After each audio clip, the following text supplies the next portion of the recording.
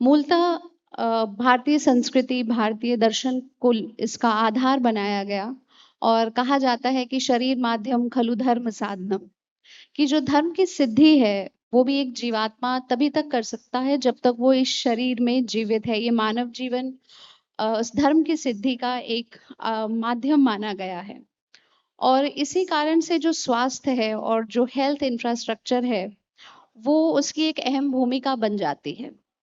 तो स्वामी जी, मैं सबसे पहले आपसे ये प्रश्न पूछना चाहूँगी कि जो भारतीय संत परंपरा रही है, भारत के अंदर जो आध्यात्मिक संस्थाएँ रही हैं, इनका भी एक बहुत बड़ी इनकी भूमिका रही है जिसमें स्वास्थ्य सेवाओं को, हेल्थ इंफ्रास्ट्रक्चर को, चाहे वो कुछ कार्यक्रमों के माध्यम से है या जिस प्रकार आप और आपकी संस्था जुड़ी रही है बहुत बड़े कई अस्पतालों के संचालन से और दूर-दराज क्षेत्रों में भी हेल्थ इंफ्रास्ट्रक्चर को डेवलप करना, हेल्थ सर्विसेज को इम्प्लीमेंट करना। तो आपको क्या लगता है कि इसमें इसको करने में क्या चैलेंजेस हैं? अब कितने चैलेंजेस मिटिगेट हुए हैं, कम हुए हैं और आगे इनके अंदर इसमें क्या स्कोप है? ओम नमः शिवाय। प्रणाम। चैलेंजेस एक प्रकार से चैलेंजेस बिल्कुल नहीं है। एक साधारण व्यक्ति जो कुछ नहीं करता, वो भी एक प्रकार से चैलेंज फेस करता है। जब कोई एक सत्कार्य करने की कोशिश करेंगे, कुछ पाने की, हासिल करने की कोशिश करेंगे, तब तो बहुत बाधाएं आएंगे। परंतु बाधा सबके जीवन में है, तो उसे बाधा की दृष्टि से देखते नहीं। अगर कुछ करना है तो करना है, वो ठान के ही आगे बढ़ते हैं। जहां तक आश्रम और स्वास्थ्य की कहानी है, बहुत पहले से ही, मैं माता अमृतानंदमयी मठ से हूँ, बहुत पहले से ही हमारे वहाँ आयुर्वेद का हॉस्पिटल भी है, चिकित्सालय है, रिसर्च सेंटर है, बहुत कुछ केरल में स्थित है। उसके अलावा लगभग लोग शायद जानते नहीं है, काफी लोग नहीं जानते, इंडिया का पहला पीडियाट्रिक कार्डियोलॉजी यूनिट हमारे कोची वाले हॉस्पिटल में शुरू हुआ था। उसका उद्घाटन शायद 26 साल पहले वाजपेयी जी ने किया था। फर्स्ट एक शिशु को, एक फीटस को गर्भ से निकाल के 21 सप्ताह हुए थे उसे, उसका एक ऑपरेशन करके वापस रीइंट्रोड्यूस करना, पहला ऐसा सर्जरी हमारे वहां हुआ था। सबसे ज्यादा रोबोटिक लिवर ट्रांसप्लांट्स हमारे हॉस्पिटल में हुए हैं। सबसे फर्स्ट इंडिया एशिया पैसिफिक का हाथ की सर्जरी, हाथ का ट्रांसप्लांट हुआ, and we are the ones who have done the most in the world actually. तो ऐसे बहुत बहुत बहुत प्रकल्प शुरू हुए हैं। लोगों को आश्रम के नाम से लगता है कि केवल एक प्रकार के कार्य होंगे, परंतु जो जरूरत है, जो समाज की आवश्यकताएं हैं, हमारी आवश्यकता देख रहे हैं, कोई तो देख रहा है। तो आपकी जो ये यात्रा है, जो आपने कहा कि समाज का एक दृष्टिकोण होता है कि ये धार्मिक संस्थाएँ हैं, कुछ आधारभूत बहुत बेसिक लेवल की हेल्थ सर्विसेज प्रोवाइड कराएँगे और ज़्यादातर धर्म और अध्यात्म की शिक्षा ही देंगे। तो आपकी जो ये यात्रा है, जो आपने इतना इंटेंस, इतना डेवलप्ड मेडिकल प्रोसेस जो आपने अपने हॉस्पिटल्स में डेवलप किए और जो उस चीज़ को डिलीवर किया, इसकी यात्रा में जो ये it's a complete system of a huge infrastructure in itself and which is dedicated to the society. Would like to know more about that whole journey. Journey है, इसका उद्भव केवल प्रेम और त्याग है। भारतीय जो संस्कार संस्कृति है, और अम्मा जो बताती हैं, सिखाती हैं, प्रेम है। सो उसी प्रेमवश और उस त्याग के कारण बहुत से लोग दुनिया भर से हमारी यूनिवर्सिटी में शायद 500 पीएचडीज वापस आए हैं। वो सब भारत में इसलिए लौटे हैं कि वो सेवा करना चाहते हैं। वैसे ही बहुत साल पहले, 28 साल पहले शायद, हमारे कुछ डॉक्टर्स यूएस से वापस आए थे, वो भी सेवा करना चाहते थे। वैसे वहां से एक हॉस्पिटल के निर्माण का कार्य शुरू हुआ था। एंड देखिए, एक एक कार्य में सबसे पहले एक सोच सही होनी चाहिए। There is a difference between growth and progress. Cancer का सेल भी बढ़ता है और बढ़ने के कारण से बीमारी होती है, आदमी मर भी जाता है। So not all growth is progress. Progress के लिए सही एक चिंतन और एक दिशा होनी चाहिए। वो दिशा भारत की जो संस्कृति है, जैसे एक उदाहरण के लिए, we are the number one in the country, we have been ranked the number one in the country by THE World Impact Rankings. Impact rankings का मतलब है जो यूएन के जो ग्लोबल एसडीजीज होते हैं, सस्टेनेबल डेवलपमेंट गोल्स होते हैं, उसके अनुरूप जो रहते हैं या उसे कार्यान्वित करते हैं, वैसे संस्थाओं को दिया जाता है। और we are the number one in the country, plus we are the 41st in the world actually, so that is a very very good standing university का। परंतु वो सोच ना तो यूएन ने हमें दी है, ना तो उसके फुलफिलमेंट के लिए हम कर रहे हैं। हम कर रहे हैं क्योंकि ये हमारा स्वभाव है, क्योंकि हम भारतीय हैं, यही हमारी सोच है। यहाँ दाएं हाथ में चोट लगती है तो बाएं हाथ को बुलाना नहीं पड़ता, बायां हाथ अपने आप आके सहलाता है, मरहम पट्टी करता है। हम में कोई भेद नहीं है, सभी अपने हैं, सभी अपना ही उस एक तत्व के प्रतिफलन है। सो यूएन ने नहीं सिखाया, कर रहे हैं, यूएन ने अंगीकार दिया है। मैं आप तक एक प्रश्न लेके आती हूँ, लेकिन ज्यादातर इस पे रघुराम जी, इस पे एक बात यूजुअली जब हम हेल्थ सेक्टर की बात करते हैं, जब हम इंफ्रास्ट्रक्चर डेवलपमेंट की बात करते हैं, तो हम फिजिकल हेल्थ एट्रीब्यूट्स पर जाते हैं। और जब हम भारतीय परंपरागत जो स्वास्थ्य पद्धति है या जो हमारी लिटरेचर है, चाहे वो चरक संहिता है, चाहे सुश्रुत संहिता है, उनके ऊपर बहुत कुछ अध्ययन हुआ है, होता है। तो मेरे इस पर आपसे दो प्रश्न हैं।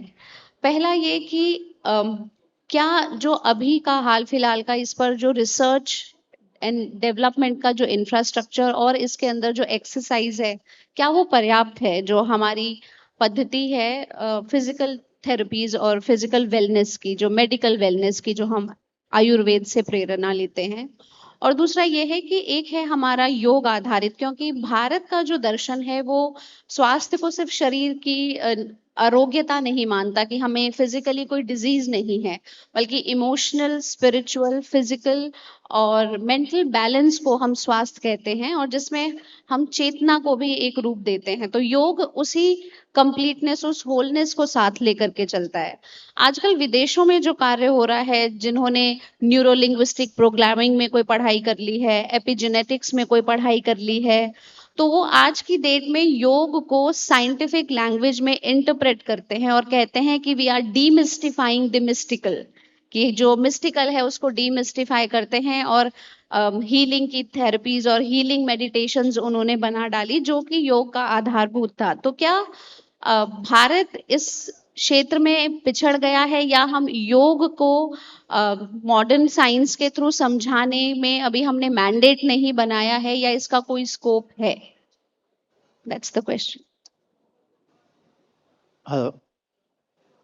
जो इंफ्रास्ट्रक्चर डेवलप करना है, हेल्थ इंफ्रास्ट्रक्चर डेवलपमेंट जो आप कह रहे हैं, उसमें विशेषतः मैं आयुष मिनिस्ट्री के बिलोंग करता हूँ। आयुष मिनिस्ट्री के जो national commission for Indian system of medicine है, उसमें 4 साल एक बोर्ड का अध्यक्ष रहा हूँ। रेगुलेटरी बॉडी है ये, और शिक्षा के बारे में जो आयुर्वेद, यूनानी सिद्धा, सौवरिकपा और योग, इनके शिक्षा जो है, शिक्षण के क्षेत्र में कार्य करता है। उसमें विशेषता हमने देखा है कि इंफ्रास्ट्रक्चर डेवलपमेंट अच्छी तरह से हो रहा है। आपने विशेषतः उसमें फिजिकल एजुकेशन और वेलनेस के बारे में कहा है। आयुष मंत्रालय ने विशेषतः वेलनेस के बारे में ट्रस्ट दिया है। उसमें वेलनेस सेंटर्स अभी 12,500 वेलनेस सेंटर्स एस्टैब्लिश किया गया है आयुष मिनिस्ट्री के द्वारा पूरे भारतवर्ष में। ऐसे वेलनेस सेंटर हर एक गांव में हो, हर एक एलोपैथिक हॉस्पिटल में भी हो, ऐसे प्रयास हो रहे हैं। सेंटर ऑफ एक्सलेंस डेवलप किए जा रहे हैं जहां इसके बारे में विशेष रिसर्च हो। आपने रिसर्च के बारे में भी कहा, रिसर्च में हम पिछड़ रहे हैं क्या? ऑफ कोर्स, जितना रिसर्च मॉडर्न मेडिसिन में हो रहा है उतना रिसर्च आयुर्वेद में नहीं हो रहा है। लेकिन ये नहीं कह सकते कि आयुर्वेद में रिसर्च नहीं हो रहा है। आयुर्वेद में काफी रिसर्च हो रहा है। आजकल आयुर्वेद के रिसर्च सेंटर्स भी है। CCRS जो आयुर्वेद का है, CCRS सिद्धा का है, CCR यूनानी का रिसर्च सेंटर है। जिनके कई सारे रिसर्च लोकल सेंटर्स भी है, स्टेट में CRI है, जो रीजनल रिसर्च इंस्टीट्यूट्स हैं, वहाँ भी रिसर्च हो रहे हैं। ऐसे ही PG सेंटर्स हैं, जो PG सेंटर्स 255 PG सेंटर्स हैं, वहाँ रिसर्च हो रहा है। उसी तरह जो फिजिकल आप एक्सरसाइज या फिजिकल वेलनेस जो कहते हैं, योगा के बारे में आपने विशेषतः पूछा। योगा का CCRYN है, जो रिसर्च इंस्टीट्यूट है, योगा के बारे में रिसर्च करते हैं। योगा का हमारा सेंट्रल इंस्टीट्यूट भी है, नेशनल इंस्टीट्यूट ऑफ योगा है, वो पुणे में है। योगा एंड नेचुरोपैथी का पुणे में है, वहाँ भी रिसर्च हो रहा है। वैसे प्राइवेट यूनिवर्सिटी भी है, एस व्यास यूनिवर्सिटी हो या रामदेव जी जो भी हम कह रहे हैं, सब लोग योगा के बारे में प्रैक्टिस भी करते हैं, उसी तरह योगा का प्रोपगेशन करते हैं, रिसर्च भी करते हैं। इस रिसर्च के कारण योगा अभी एस्टैब्लिश हुआ है, न केवल भारतवर्ष में। अभी आपने सुना होगा या देखा होगा, पूरे 197 कंट्रीज में इस बार योगा डे मनाया गया है, और 25 करोड़ से ज्यादा लोगों ने उस दिन योगा प्रैक्टिस किया है, और हर दिन प्रैक्टिस करने वाले भी हैं। ऐसे yoga is becoming a lifestyle. Yoga को लाइफस्टाइल बना के उस पे रिसर्च हो रहा है, और जो भी नाम दें, फॉरेन कंट्रीज में अलग अलग नाम उसको दे रहे होंगे, लेकिन अपना नाम जो है, अपना योग शास्त्र है, एक दर्शन है। योग दर्शन को पातंजलि योग सूत्र हो या घेरंड संहिता हो, ऐसे अलग अलग संहिताओं के जानने से ये हो सकता है। उसके लिए संस्कृत का ज्ञान चाहिए। हमारे भारत के लोग संस्कृत जानकर अगर इसके गंभीर तक, गहराई तक जाएंगे, तब निश्चित रूप से योग को समझेंगे और योग में रिसर्च हो सकता है। ऑलरेडी ये एस्टैब्लिश्ड है हमारे ग्रंथों में, उसको उजागर करने की जरूरत है, इतना ही है। आपने उजागर करने की बात कही, विच इज जो नीड है, जो आज के समय की आवश्यकता है, क्योंकि जब आधारभूत तरीके से लोग स्वास्थ्य और योग की बात करते हैं तो वो ज्यादातर प्राणायाम और योग आसन से परे नहीं सोच पाते। और हालांकि जो योग है वो प्राणायाम और आसन से बहुत परे है, बहुत भीतर, बहुत गूढ़ भी है। और जहां तक अंतर्राष्ट्रीय कुछ संस्थाएं, कुछ अंतर्राष्ट्रीय एक्सपर्ट्स, मैं उसी पर आगे विस्तृत एक प्रश्न पूछ रही हूँ आपसे, कि उन्होंने हमारे खुद के ग्रंथों से, आपने कहा संस्कृत जान करके पढ़नी आवश्यक है, और उन्होंने मॉडर्न साइंस के शोध, जिसमें ब्रेन स्कैनिंग और जिसमें आपके एनर्जी पैटर्न्स, कि आप मेडिटेट कर रहे हैं तो आपकी ब्रेन वेवलेंथ को क्या क्या उसमें परिवर्तन आ रहा है, और यहाँ तक कि उन्होंने हीलिंग मेडिटेशंस उन वेवलेंथ को पढ़ करके डिजाइन की। लेकिन जब हम भारत के कंटेक्स्ट में ये बात करते हैं तो हमारी भी समझ अभी सिर्फ आसन तक, प्राणायाम तक, योग में सीमित हो जाती है कि हाँ हम सुबह योग करते हैं। लेकिन जो गुह्य योग है, जो जिस चीज को होलिस्टिक हेल्थ के लिए समझना, विकसित करना आज की डेट में, कि आज के लोग अडेप्ट कर सकें उस गहराई से, जो कि इतने हायर कॉस्ट पे हमारे ही योग को विदेशी लोग और विदेशी संस्थाएं आज की डेट में हीलिंग प्रोग्राम्स और एनर्जी प्रोग्राम्स और ब्रेन रिवायरिंग प्रोग्राम्स के नाम से उसको प्रसारित कर रहे हैं। तो आज का क्या हमारा इंफ्रास्ट्रक्चर या आज का हमारा जो सिस्टम है, वो योग को इस लेवल पे भारत में प्रसारित करने के लिए, इस्टेब्लिश करने के लिए, आपको लग रहा है कि पर्याप्त है, या पर्याप्त काम उस पे किया जा रहा है, या हमारा इस तरफ अभी ध्यान गया है, या क्या चैलेंजेस हैं इसके अंदर? योग को विशेषतः हमें वेलनेस के लिए सोचना चाहिए, अपने स्वास्थ्य के रक्षण के लिए सोचना चाहिए, न तो डिसीज क्यूर करने के लिए। हमारे पुराने शास्त्र में भी यही कहा है कि योग अपने स्वास्थ्य रक्षण के लिए और मोक्ष साधना के लिए, और आयुर्वेद जो है अपने रोग निवारण के लिए। तो ये दो उद्देश्य पाने के लिए योग और आयुर्वेद दोनों साथ साथ चलने चाहिए, तभी हो सकता है। योग के क्षेत्र में जो आपने कहा एनर्जी डेवलपमेंट, इसके बारे में रिसर्च हो रहे हैं क्या, और इसके लिए इंफ्रास्ट्रक्चर काफी है क्या?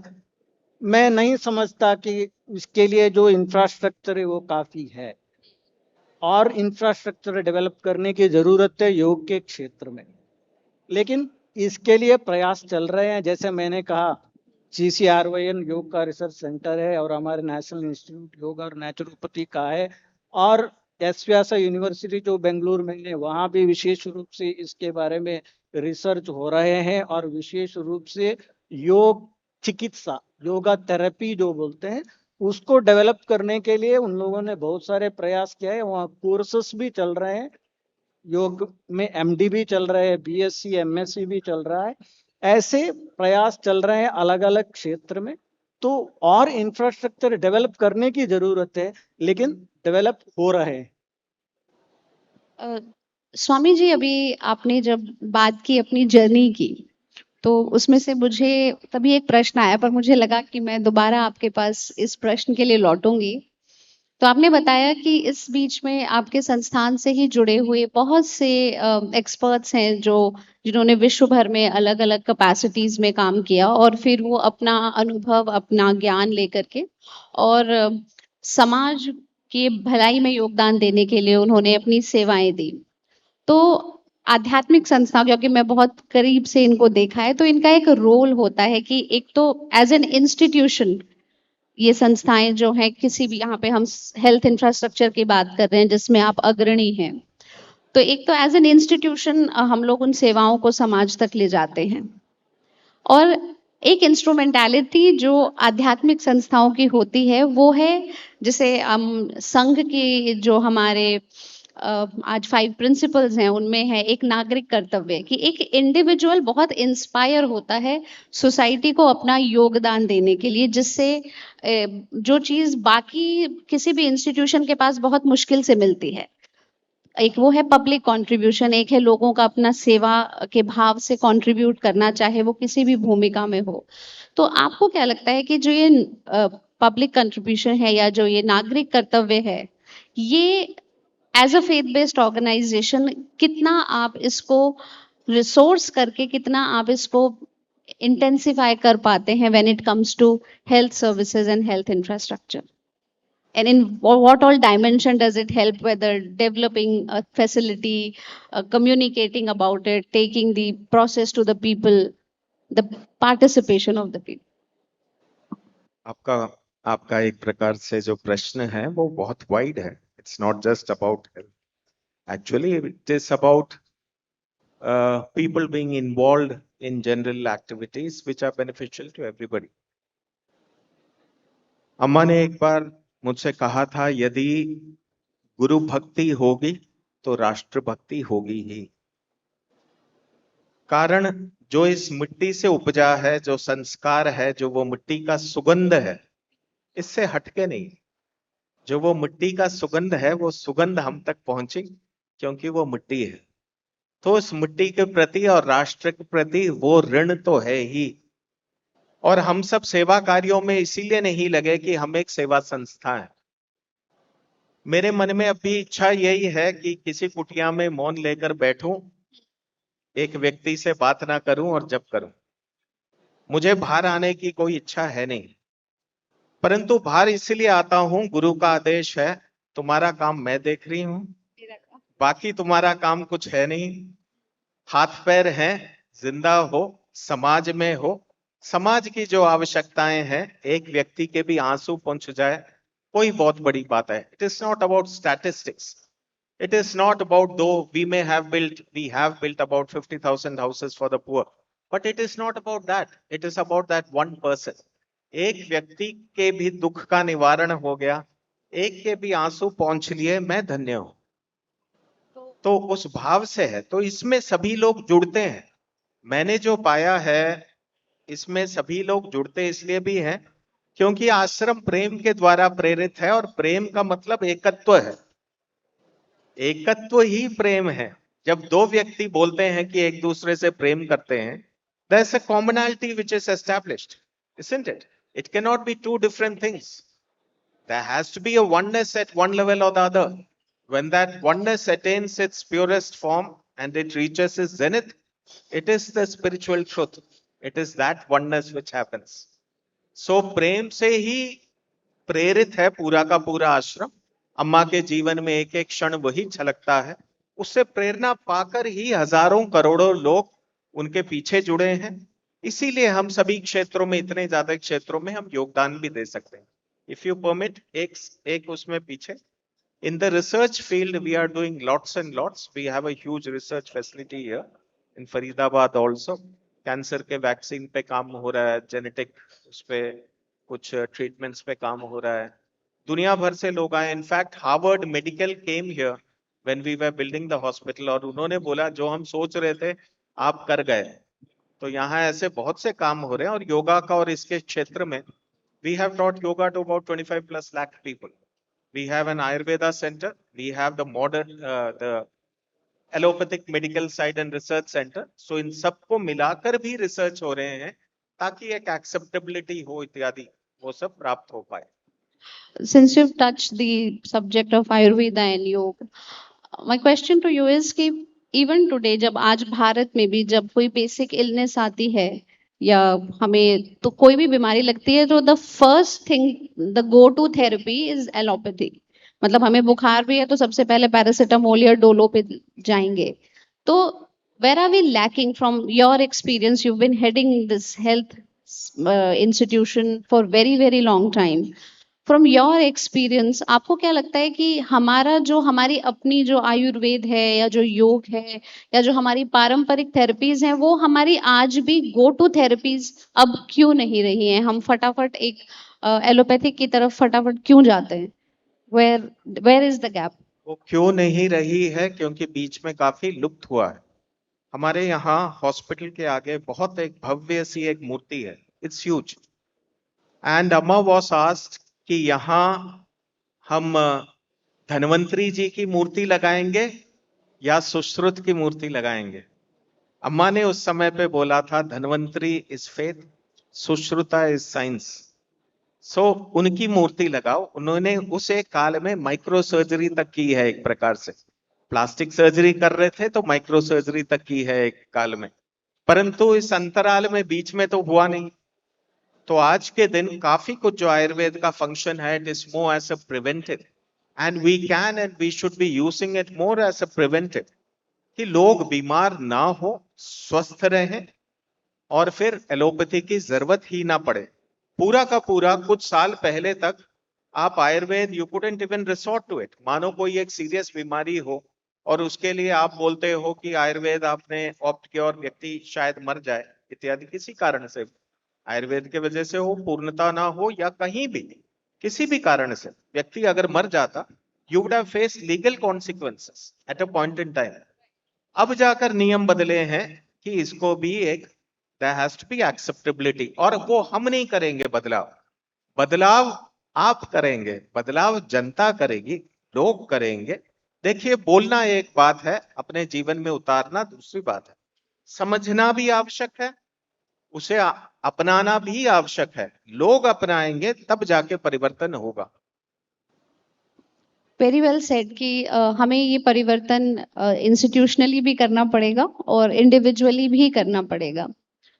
तो taking this discussion further sir, कि अभी आज की डेट में अगर हम देखें तो भारत के अंदर लगभग एक और एम्स हैं और उनके मेडिकल कॉलेजेस हैं और उनको सरकार की पूरी ताकत उसमें लगी हुई है कि एम्स का पूरा जाल फैलाया जाए, वो बढ़े।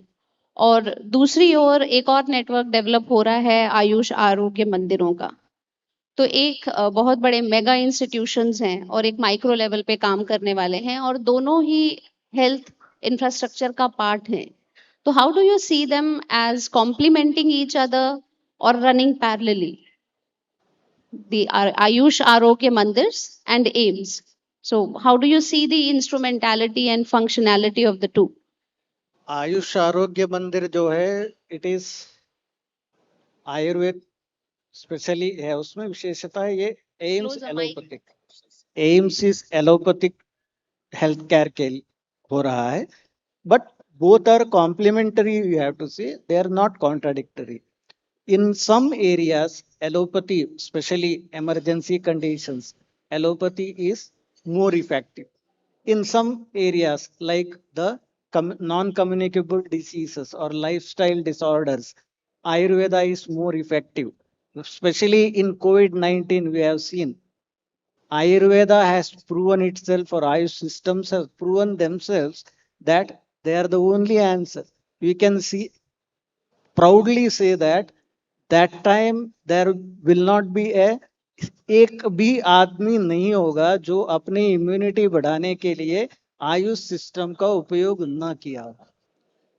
उस समय तक आयुष सिस्टम को लोग नहीं जानते थे, लेकिन कोविड के समय में सभी ने जान लिया, आयुर्वेद को अपनाया, आयुर्वेद कार्य करता है, काम करता है, ऐसे उनको विश्वास दिलाया।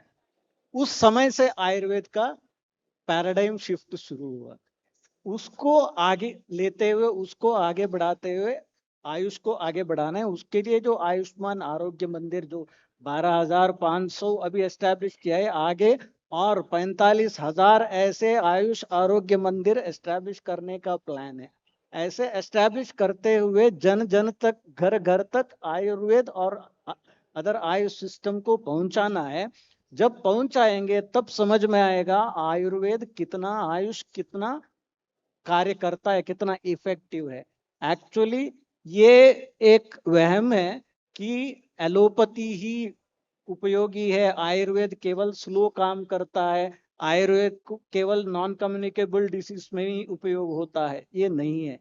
आयुर्वेद और अदर आयुष सिस्टम सभी रोगों में भी उपयोगी है। हो सकता है कुछ रोगों में एलोपैथी ज्यादा इफेक्टिव हो, कुछ में आयुर्वेद ज्यादा इफेक्टिव हो। सर्जरी में भी जैसे स्वामी जी ने कहा है, सुश्रुत डिस्कवरी चैनल देखेंगे, एक उसमें डॉक्यूमेंटरी है जहां प्लास्टिक सर्जरी सुश्रुत ने किया है।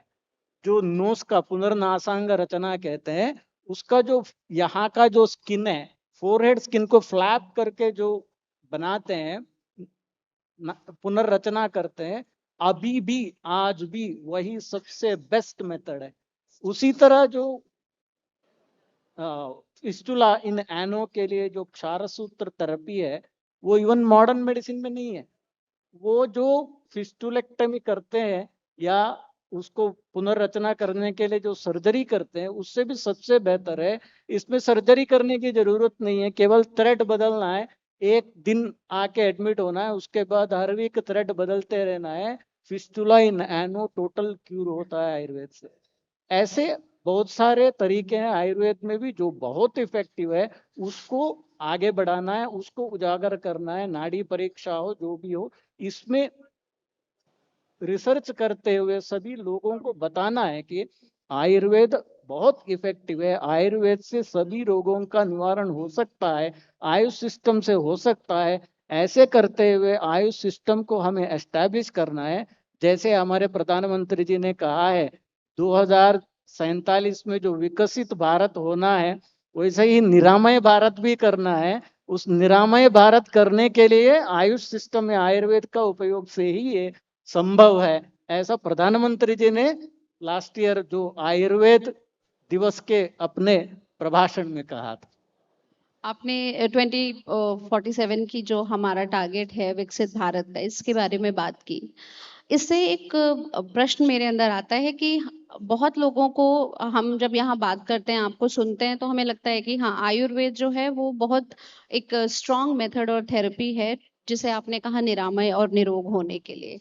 लेकिन जो जनरल मासेस हैं, जितना हमारे चारों ओर मेन स्ट्रीम एलोपैथिक और इंग्लिश ट्रीटमेंट है, तो क्या ये जो हमारा आयुष मिशन है, इसके अंदर हमारे पास जो भी हम सिस्टम डेवलप कर रहे हैं, इसमें there is a process of even informing and making people aware about adopting Ayurveda and yoga as a method not only of wellness but in the therapeutic mode, कि आप therapeutic mode में भी, because बहुत सारे लोग आज भी डरते हैं, there is a reservation in adopting Ayurveda as a therapy, not a wellness के लिए acceptable है.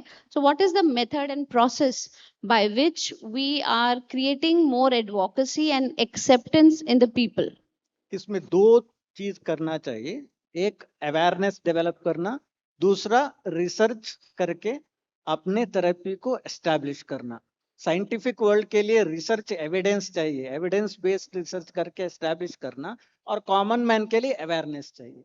ये दोनों करना चाहिए। अवेयरनेस जो है, मैंने कोविड का उदाहरण दिया, कोविड में आयुर्वेद के बारे में अवेयरनेस तो थोड़ा बहुत आया है। उसके बाद अभी हमने गत वर्ष एक प्रकृति परीक्षण का अभियान लिया और 1,23,00,000 लोगों का प्रकृति परीक्षण किया एक महीने में, और ये 5 गिनेस वर्ल्ड रिकॉर्ड भी किया उसमें। ऐसे अवेयरनेस प्रोग्राम्स बड़े बड़े पैमाने पर होना चाहिए। आयुर्वेद का इफेक्टिवनेस जो है लोगों तक पहुंचना चाहिए, ये एक बात। उसी तरह जो research, evidence based research Ayurveda का होना चाहिए। आयुर्वेद का जो स्पेशल चिकित्सा पद्धति, मैंने कहा क्षार सूत्र हो या नाड़ी परीक्षण हो या रक्तमोक्षण विधान हो, ऐसे अलग अलग जो आयुर्वेद अत्यंत उपयोगी है, स्पेशली लाइफस्टाइल डिसऑर्डर्स, जो आजकल डायबिटीज जो कहते हैं, आज उसको रिवर्सल करने का जो प्रोग्राम कहते हैं, एक्चुअली आज हम कह सकते हैं कि 70% से भी ज्यादा लोगों को डायबिटीज नहीं है, लेकिन इट इज इंसुलिन रेसिस्टेंस। ये आहार पद्धति और जीवन पद्धति, लाइफस्टाइल ठीक करने से ठीक हो सकता है, और कुछ आयुर्वेद औषधियों को लेने से ये ठीक हो सकता है। उसको प्रोपगेट करना, ओबेसिटी जो भी है या अभी हाइपरटेंशन, इसका सबका निवारण आयुर्वेद में है। इसको प्रोपगेट करना, लोगों तक पहुंचाना, लोगों में विश्वास पैदा करना, इसकी जरूरत है। जब हम ये करेंगे तब निश्चित रूप से लोग आयुर्वेद के ओर आएंगे। स्वामी जी को पता है, केरल में विशेषतः लोग अपने प्राथमिक चिकित्सा के लिए प्रथम चॉइस के रूप में आयुर्वेद को लेते हैं। जब केरल में हो सकता है तो देश के बाकी राज्यों में क्यों नहीं हो सकता? लोगों में विश्वास पैदा करने की जरूरत है। जब ये करेंगे निश्चित रूप से लोग आयुर्वेद को अपनाएंगे, आयुष पद्धतियों को अपनाएंगे। जहां हम बात कर रहे हैं हेल्थ और मेडिकल इंफ्रास्ट्रक्चर की, तो साथ ही बात हो जाती है मेडिकल एजुकेशन इंफ्रास्ट्रक्चर की। तो भारत सिद्धांत, भारत का दर्शन, भारत की जो परंपरा है, इसमें विद्या ददाति विनयम की जो विद्या है वो विनय की दात्री है, लेकिन इसका एक कॉन्फ्लिक्ट देखने को मिलता है जब मेडिकल एजुकेशन की बात आती है। तो वहां पर क्योंकि बहुत लंबी, बहुत एक्सटेंसिव और बहुत एक्सपेंसिव पढ़ाई होती है, तो ये जो हमारी मानवता का और सेवा का और करुणा के जो भाव हैं, क्या ये इस शिक्षा के जो आज की प्रणाली है, क्या ये इसमें समाहित हैं? क्या ये इसके साथ इंटीग्रेट करके पढ़ाए जा रहे हैं? या अगर ये नहीं पढ़ाए गए और सिर्फ एक प्रॉफिट मैक्सिमाइजेशन या सिर्फ एक जीविका उपार्जन के तहत अगर ये पढ़ाता जाया जाएगा, तो व्हाट चैलेंजेस डू यू सी? ये एक बहुत ही महत्वपूर्ण विषय है। हमारा एजुकेशन संस्था चलाने का उद्देश्य यही है कि बच्चों को एक शिक्षा भी मिले, very good quality education, exposure जितना मिलना चाहिए उतना मिले, साथ साथ एक संस्कार भी मिले।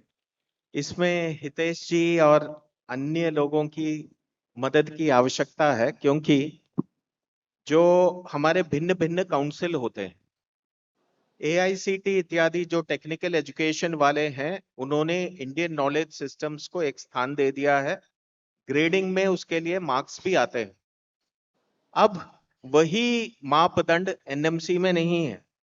NMC में when they say that you have to teach them, maybe उसमें एक एथिक्स पे जरा सिखाया जाता है, वो भी मेडिकल एथिक्स पे सिखाया जाता है। उससे ज्यादा NMC का इंसिस्टेंस नहीं है।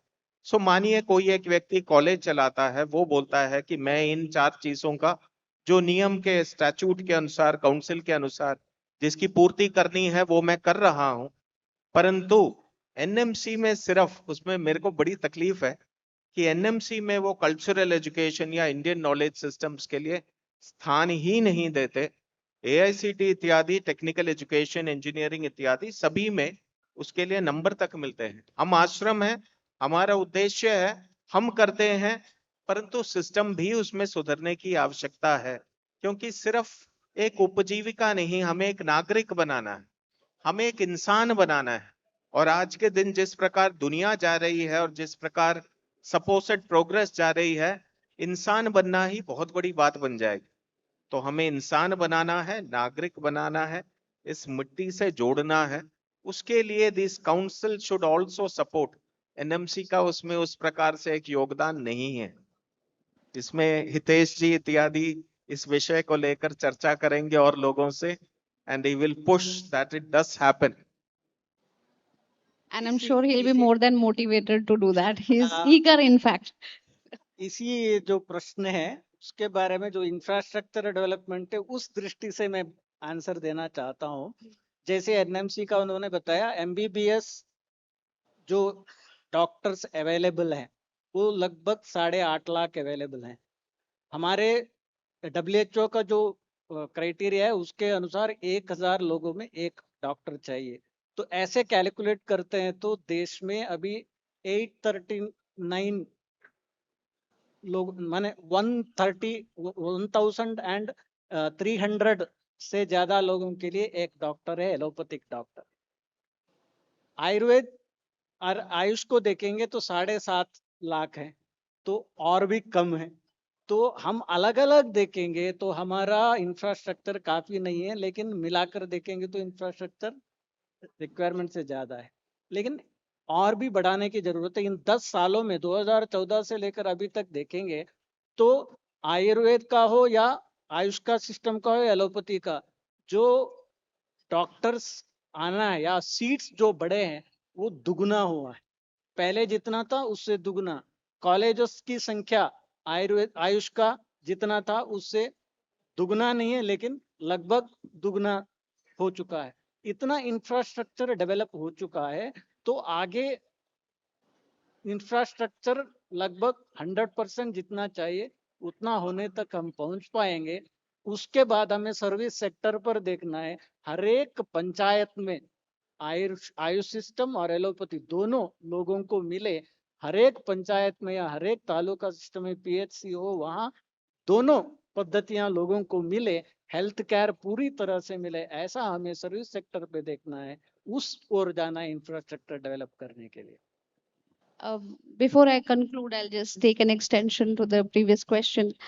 कि जब हम लोग बात कर रहे हैं कि अभी अभी हमारे पास डॉक्टर्स की ही कमी है, अगर हम पर 1000 या पर 3000 व्यक्तियों पर एक डॉक्टर हमें औसतन मिल रहा है, और हम यहाँ पर शिक्षा मेडिकल एजुकेशन की बात कर रहे हैं, लेकिन हम ये भी देख रहे हैं कि बाजार में जो शिक्षा है और चाहे दवाइयाँ हैं या मेडिकल सर्विसेज भी जो हैं, वो जो रूल ऑफ मार्केट है उससे ड्रिवन होती हैं। और जब भी रूल ऑफ मार्केट से ड्राइव कोई चीज होगी तो वो करुणा, वो दया या वो ह्यूमैनिटी के या हमारे जो भारत के जो संवेदना और करुणा के जो भाव या वैल्यूज हैं उनसे हट करके वो प्राइवेट प्रॉफिट या प्रॉफिट मैक्सिमाइजेशन के प्रिंसिपल्स पर चली जाती है। तो जब हम इन डॉक्टर्स के नंबर्स या ऐसे मेडिकल स्टूडेंट्स के नंबर्स बढ़ाने की बात करेंगे, और अगर ये फिर भी प्रॉफिट मैक्सिमाइजेशन से ही रन होगा, तो इसका चैलेंज और चैलेंज का मिटिगेशन आप कैसे देखते हैं? देखिए, सरकार सभी चीजों की पूर्ति कर नहीं सकती, तो इंफ्रास्ट्रक्चर में भी प्राइवेट एंटिटीज होंगे। अब इसमें एनएमसी का जो अभी यहाँ जो मापदंड हैं, जो काउंसिल के मापदंड हैं, और जो बाहर विदेश में जो पढ़ते हैं वहां के जो मापदंड हैं, आप पाएंगे कि विदेश में जाएंगे so the cost are very very less relatively in some places. The strictures that the NMC places for education, they are good also, क्योंकि देखिए दुनिया भर में भारतीय डॉक्टरों का एक नाम है। यूएस में जाएंगे ऑन्कोलॉजी में शायद 40, 50, 60% इंडियन डॉक्टर्स ही मिलेंगे।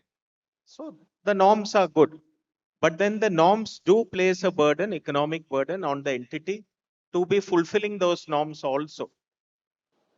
जहां तक इसका सवाल है, प्राइवेट एंटिटीज आएंगे, जैसे हॉस्पिटल्स में आप ले लीजिए। अभी हॉस्पिटल में इंटरनेशनल फंडिंग तक आ रहा है। इंटरनेशनल फंडिंग वो परोपकार के भाव से तो कर नहीं रहे हैं। जब परोपकार के भाव से नहीं कर रहे हैं, उन्हें रिटर्न्स चाहिए, तो वो रिटर्न की सोच से ही उसमें उनके लिए एक इन्वेस्टमेंट है। जब लगातार आप न्यूज में देखते हैं कि ये हॉस्पिटल चेन खरीद लिया, वो खरीद लिया, तीसरा खरीद लिया, तो आप क्या सोचते हैं कि भविष्य में क्या होने वाला है उसमें? उसमें भी the cost of the treatment will increase, there will be targets for the doctors etcetera. हमारे वहां थैंकफुली, हमारे वहां हमने लगभग 2.5-3 साल लगाए डॉक्टर्स को चुनने में।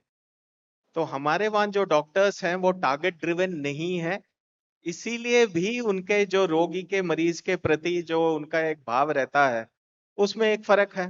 ये ज्यादा एकेडमिक ड्रिवन है और आश्रम को देखकर ही आए हैं, तो इसीलिए उसमें फर्क है। परसों एक केस था जहां और किसी हॉस्पिटल में आईसीयू में एडमिट करने वाले थे किसी पेशेंट को, हमारे यहाँ रिपोर्ट आया, हमने देखा, डॉक्टर ने बोला ये तो जस्ट ओल्ड एज है, और जब हमारा रिपोर्ट लेके वो वहां गए उन्होंने बोला नहीं नहीं पेशेंट ठीक हो गया, उसे डिस्चार्ज कर दो।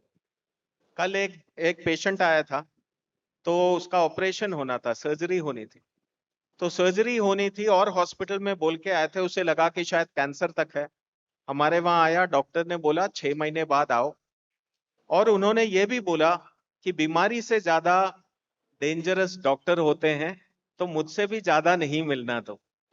तो वो एक भाव कि दूसरों की सेवा के लिए हो और करुणा का भाव हो, that's an individual decision also. C whenever you go, अभी देश, कोई विदेश में जाकर पढ़ता है, वहां कोई नहीं बोलता कि कितना खर्चा होता है, नहीं होता, करता तो है ना, वापस आता है। वहां से 500 पीएचडी हमारी यूनिवर्सिटी में वापस आए हैं, वापस आए हैं क्योंकि उनके हृदय में सेवा का भाव था। तो वो व्यक्ति का निर्णय है कि वो सेवा किस प्रकार से करेगा, कैसे करेगा। आमदनी में उनकी कोई कमी नहीं आती। हमारे यहाँ भी हॉस्पिटल चल रहा है 2600 bed, so we will land up with 12,000 employees. 12,000 employees होंगे हमारा जब पूरा का पूरा वो सक्रिय होगा। परंतु जिसको जो मार्केट के हिसाब से वेजेस हम देते हैं, उसकी मर्जी है, उसको अपना जीवन जीना है, उसकी मर्जी है। तो आमदनी में कोई कोई कमी नहीं है, यही है। हम चाहते उनसे इतना ही है कि भाव करेक्ट रहे। तो उस भाव के करेक्शन के लिए ही 3-3 साल लगाकर हमने लोगों को चुन के, हम जो वैसे लोग हैं उन्हीं को हमने लिया। तो ये मेरे एक और प्रश्न को जन्म देता है। इन्होंने कहा कि जो भी करुणा, सेवा या मानवता का जो भाव है, वो एक इंडिविजुअल व्यक्तिगत निर्णय है कि हम ले पाते हैं या नहीं ले पाते हैं।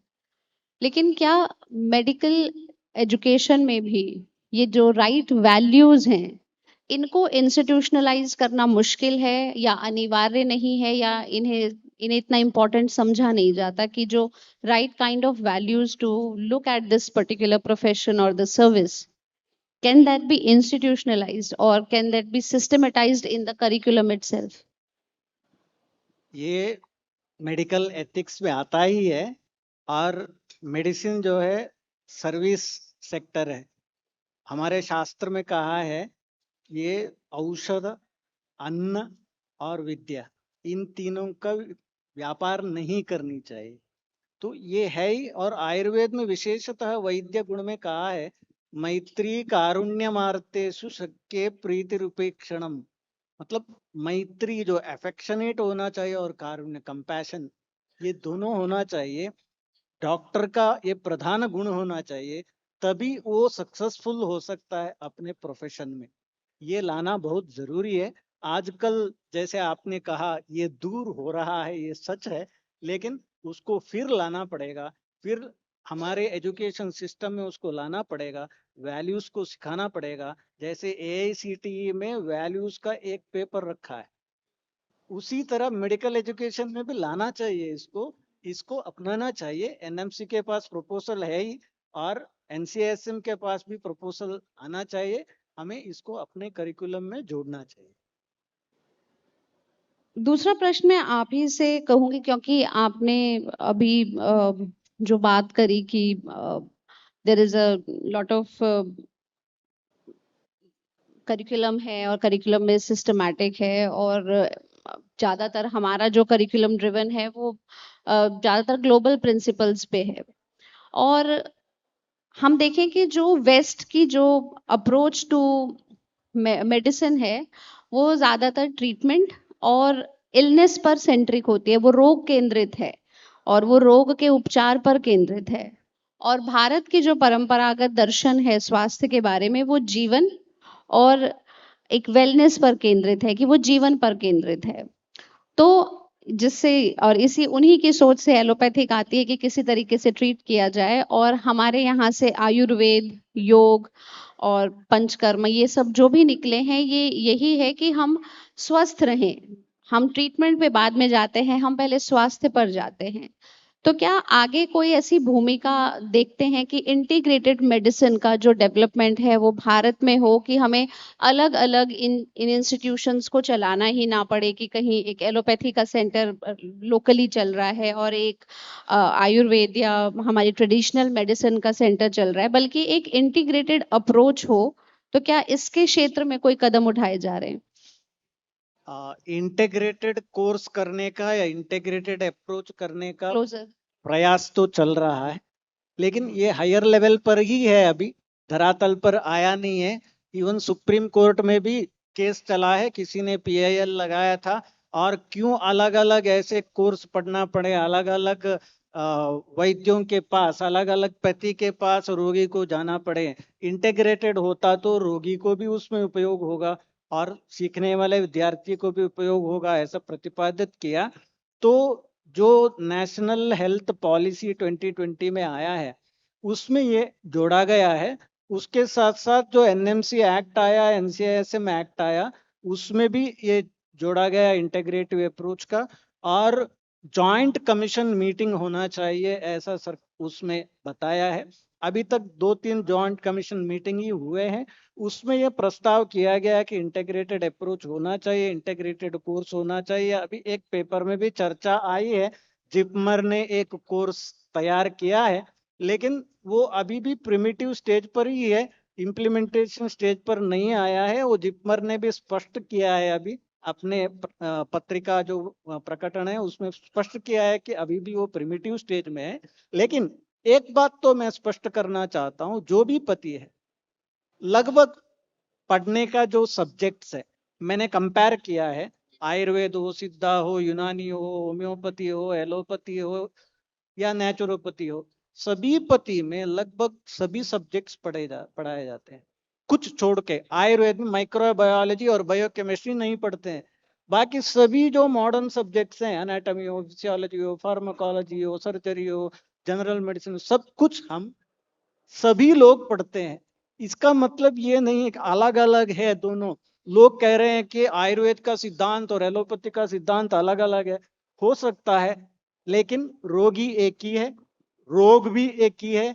जो औषध हैं, जो अलग अलग औषध होंगे, लेकिन प्रिंसिपल उन औषधियों का भी वही है। इनको देखने का तरीका अलग है। एलोपैथी वाले अलग देखेंगे, आयुर्वेद वाले अलग देखेंगे, उसको अलग पहचानते हुए अलग तरीके से ट्रीटमेंट करेंगे। अंतिम उद्देश्य क्या है? रोग निवारण, रोगी का डिसीज जितना जल्दी हो सके उतना क्यूर हो, ये होना है।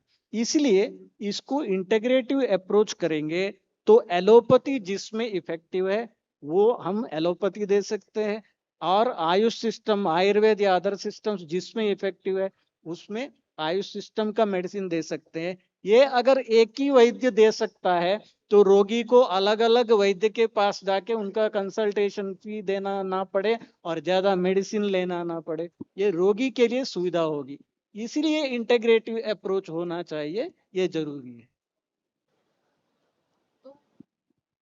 व्हाइल यू आर आस्किंग, आपने ग्रामीण क्षेत्र की बात भी की। तो आज हमारे पास, आपने अभी पिछले उत्तर में भी कहा कि आयुष प्रैक्टिशनर्स जो हैं वो भी अभी उनसे भी कम है जो हमारे पास एलोपैथी के प्रैक्टिशनर्स हैं। और हमारे पास कुछ अंडर ग्रेजुएट कॉलेज हैं जो 800 से 86 प्लस हैं, और कुछ 3800 अस्पताल कार्यरत हैं। लेकिन जब हम बात करते हैं तो हेल्थ की जितने भी इंफ्रा या एक्सेसिबिलिटी है वो अर्बन, सेमी अर्बन सिटीज तक है। आपको लगता है कि जो हम इस तरीके से जो भी इंफ्रास्ट्रक्चर अभी डेवलप हो रहा है, चाहे हम आयुष में ही भी अगर देखें, तो क्या ये जितना रूरल एरियाज में जो इसका इन्फिल्ट्रेशन होना चाहिए या इसकी रीच होनी चाहिए, क्या वो पर्याप्त है, या उसको और आगे बढ़ाने में हमारे क्या कदम हो सकते हैं, क्या किया जा सकता है? सर्विस सेक्टर के बात करें तो हॉस्पिटल्स जो आपने कहा था, 3800 हॉस्पिटल्स हैं, लेकिन डिस्पेंसरीज जो है, आयुष डिस्पेंसरीज 36,000 है आयुष का। एलोपैथी का तो उससे ज्यादा है ही, लेकिन ये काफी नहीं है 36,000 जो डिस्पेंसरीज हमने। और नेशनल आयुष मिशन के द्वारा पूरे भारतवर्ष में आयुर्वेद के डॉक्टर्स काम कर रहे हैं, जो प्राइमरी हेल्थ केयर का जो सर्विस देना है घर घर जाके वो कर रहे हैं। और जो बजट अलॉटमेंट हुआ है आयुष के लिए, लगभग इस बजट में 4,000 करोड़ अलॉट हुआ है, 7 करोड़ में भी लेसर देन दैट, उतना अलॉट हुआ। उसका major part goes to national Ayush mission, जिसमें विशेषतः सामान्य जन तक आयुष सिस्टम पहुंचे, हेल्थ केयर पहुंचे, ऐसा प्रयास हो रहा है। उसमें और बढ़ाने की जरूरत है, बजट एलोकेशन की जरूरत है, वैसे ही जो मैन पावर डेवलप करने की जरूरत है, इंफ्रास्ट्रक्चर और डेवलप करने की जरूरत है। जब हम इंफ्रास्ट्रक्चर डेवलपमेंट और आयुष की बात करते हैं तो हम लोग सुन रहे हैं आजकल भारत में, जब हम लोग अपना 2047 में डेवलप्ड कंट्री की बात कर रहे हैं, बहुत हद तक इन्वेस्टमेंट्स आते हैं, फॉरेन इन्वेस्टमेंट्स आते हैं या प्राइवेट प्लेयर्स के इन्वेस्टमेंट भी होते हैं। तो हमें अभी तक बहुत अधिक सुनने में नहीं आता कि जो आयुष मिशन है या आयुष से रिलेटेड जो हेल्थ इंफ्रास्ट्रक्चर डेवलपमेंट है, उसमें भी क्या इस तरीके का जो हमारा इन्वेस्टमेंट है या जो लोगों की भागीदारी है या प्राइवेट प्लेयर्स की भागीदारी है, क्या उसको भी बढ़ाया जा रहा है? दो बात आपने कहा, प्राइवेट सेक्टर का क्या है और ग्लोबलाइजेशन क्या हो रहा है। ग्लोबलाइजेशन ऑफ आयुष सेक्टर के बारे में बात करें तो अभी लगभग 30 कंट्रीज में आयुष सिस्टम एक्सेप्टेड है और 150 कंट्रीज के लिए आयुष मेडिसिन एक्सपोर्ट हो रहे हैं।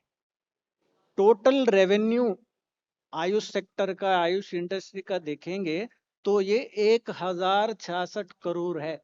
1,066 करोड़ आयुष इंडस्ट्री का रेवेन्यू हर साल हो रहा है। और जो टोटल हम टर्नओवर उसका देखेंगे इंडस्ट्री का, पहले ये 3 बिलियन था, 2014 में 3 बिलियन था, अभी ये 18.1 बिलियन हो चुका है। 2024 का आंकड़ा बता रहा हूं, 6 टाइम्स ज्यादा हुआ है 7 सालों में, और ये तेजी से बढ़ रहा है। और हम अभी विशेषतः कहेंगे तो WHO विशेषतः जो GCTM जो बोलते हैं, global centre for traditional medicine, उसको भारत में स्थापित किया है, जामनगर में स्थापित हो रहा है। ये विशेषतः भारत का जो ट्रेडिशनल मेडिसिन का जो रिकॉग्निशन ग्लोबली मिला है उसको दर्शाता है। ये विशेष उपलब्धि है भारत की। और प्राइवेट सेक्टर के बारे में आप कह रहे हैं तो प्राइवेट सेक्टर ज्यादा इसमें रोल प्ले कर रहे हैं। अगर इंस्टीट्यूशन का देखेंगे तो 8 लगभग अभी 900 आयुष इंस्टीट्यूशंस है, उसमें Ayurveda institutions about 560 something odd है, उसमें 105 गवर्नमेंट इंस्टीट्यूशंस है, बाकी सब प्राइवेट इंस्टीट्यूशंस है। तो private sector is more stronger than government sector है इस क्षेत्र में। प्राइवेट सेक्टर का कंट्रीब्यूशन बहुत गणनीय प्रमाण पर है, इसको हमें मानना चाहिए और प्राइवेट सेक्टर को बढ़ावा देना चाहिए। उसी तरह गवर्नमेंट सेक्टर को भी स्ट्रॉन्ग करना चाहिए। गवर्नमेंट सेक्टर में भी स्ट्रॉन्ग किया जा रहा है, जैसे आपने एम्स कहा, उसी तरह all India institute of Ayurveda है सरिता विहार में, उसका ब्रांच गोवा में है, और ऐसे यूनानी में भी ऑल इंडिया इंस्टीट्यूट है, और सिद्धा में भी है, और होम्योपैथी में भी नेशनल इंस्टीट्यूट है, सोवरिकपा में नेशनल इंस्टीट्यूट है। ऐसे 11 नेशनल इंस्टीट्यूट है। एक इंस्टीट्यूट ऑफ नेशनल इंटरेस्ट है ITR जामनगर में। ऐसे और इंस्टीट्यूशंस आने चाहिए और गवर्नमेंट इंस्टीट्यूशंस भी आने चाहिए। उस दोनों प्राइवेट और गवर्नमेंट, पब्लिक और जो गवर्नमेंट का सहयोग से इसको बढ़ावा देना चाहिए। आपने अभी बात की, एम्स की भी बात की, all India institute of Ayurveda की बात की, then we have global centre for traditional medicine जो हम WHO का, जो जामनगर की बात कर रहे हैं, तो इनको बहुत बड़े लेवल पे आज भारत सरकार विकसित भी कर रही है और फैला भी रही है। जो ऑलरेडी इस्टेब्लिश्ड इंस्टीट्यूट्स हैं, ये डेवलप हो रहे हैं और इनकी सब्सिडरीज और इनके नेटवर्क को फैलाया जा रहा है भारत भर में। आपको क्या लग रहा है कि जो भारत के हेल्थ इंफ्रास्ट्रक्चर का जो पूरा लैंडस्केप है, उस पर इन इंस्टीट्यूशंस का क्या इम्पैक्ट है? ये जो हमारे जो गवर्नमेंट ने, चाहे एम्स है, चाहे AIIA है, चाहे ये WHO global centre for traditional medicine है, इनका जो डेवलपमेंट और इनका जो डाइवर्सिफिकेशन हो रहा है, तो हमारा जो इंडिया का जो हमारा हेल्थ नेटवर्क है या हेल्थ इंफ्रास्ट्रक्चर का जो लैंडस्केप है, ये इसको कैसे इम्पैक्ट करते हैं? विशेषतः ये रिसर्च फील्ड पर इम्पैक्ट करेगा। आयुर्वेद का जो ट्रेडिशनल मेडिसिन का रिसर्च, जो ट्रेडिशनल मेडिसिन लगभग अभी जो 40,000 मेडिसिनल प्लांट्स हैं, उसमें लगभग 4,000 मेडिसिनल प्लांट्स को ही हम जानते हैं जिसका मेडिसिनल यूसेज, उसमें यूज हो रहे हैं लगभग 1,000 मेडिसिनल प्लांट्स, उतना ही है। और जो प्लांट्स हैं उसको एक्सप्लोर करने की जरूरत है, रिसर्च करने की जरूरत है। उनको रिसर्च करके एक्सप्लोर करके हम उसको मेडिसिन बना के एस्टैब्लिश करेंगे। जैसे एलोपैथी में भी 80% of the medicine were plant origin, बाद में उसको सिंथेसाइज किया गया केमिकली, वो बात अलग है। लेकिन हम अलग अलग मेडिसिन को, नए नए मेडिसिन डेवलप करेंगे, फॉकलोर मेडिसिन से हो या ट्रेडिशनल मेडिसिन से हो, ट्रेडिशनल मेडिसिनल प्रोसीजर, जो ट्रीटमेंट प्रोसीजर हो, सबको अपनाते हुए नए नए डेवलप करेंगे। तब हम इसको अपने हेल्थ इंफ्रास्ट्रक्चर में ढाल सकते हैं। ढालते हुए इंफ्रास्ट्रक्चर को एविडेंस बेस्ड बनाते हुए स्ट्रांग बना सकते हैं।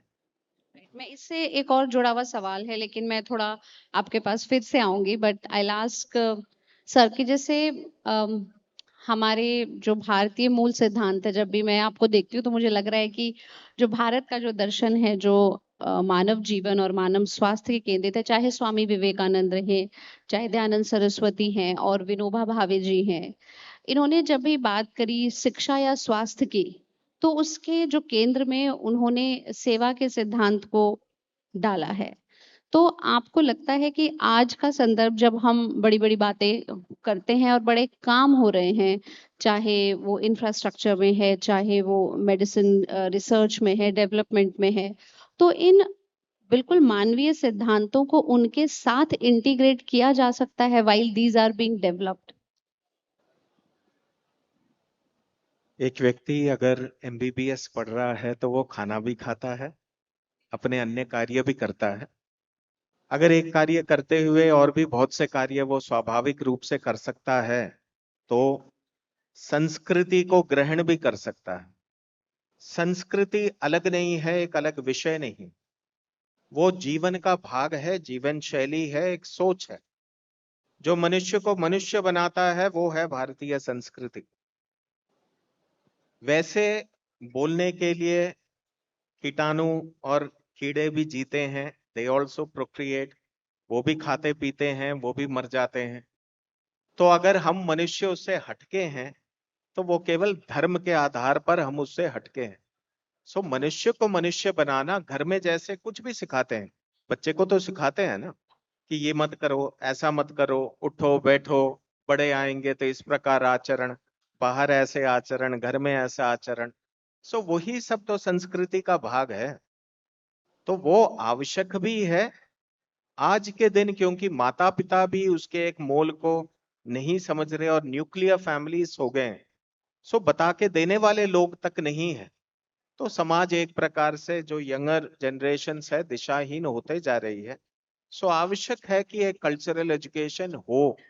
मैं तो बोलता हूं कि दूसरे उसका जितना महत्व है, अगर किसी के हाथ में चाकू दे दिया, वो चाकू भोंक भी सकता है, उसी चाकू से ऑपरेशन भी कर सकता है।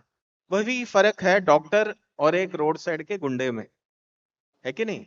ये जो सोच की जो फर्क है कि उसी चाकू से वो यदि सर्जरी करता है, वो सोच, उस सोच के बिना वो डॉक्टर बन भी नहीं सकता, कुछ नहीं बन सकता।